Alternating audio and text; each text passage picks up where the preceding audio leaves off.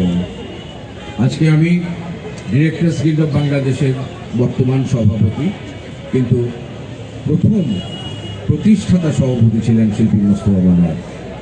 এর আগে ঘোষক এখানে বলছিলেন যে ডিরেক্টরস গিল্ডের যে মনোগ্রামটি সেটিও মোস্তফা মনোয়ার স্যার তৈরি করেছেন।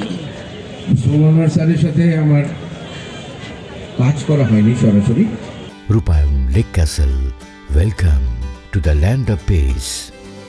উনি যে সংগঠনে মানুষদেরকে সংগঠিত করে গেছেন, আজকে 850 জন মেম্বার।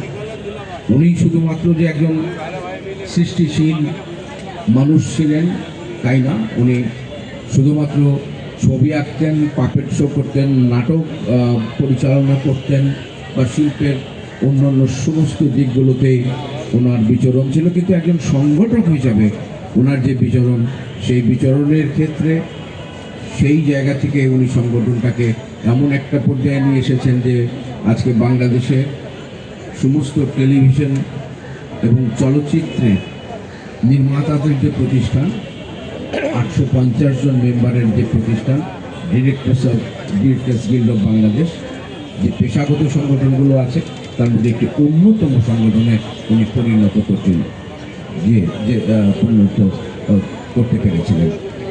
আমরা ওনার অভাব আমরা অনুভব করব, আমরা প্রতিজ্ঞা করতে চাই ওনার যে কর্ম, ওনার যে সৃজনশীলতা, ওনার যে অ্যাস্থেটিক, এটা নিয়ে যে চর্চা, সেটা যেন আমরা ওনার অবর্তমানে চালিয়ে যেতে পারি। এই প্রতিজ্ঞা করে ওনার প্রতি শ্রদ্ধা জানিয়ে শেষ করছি। ধন্যবাদ।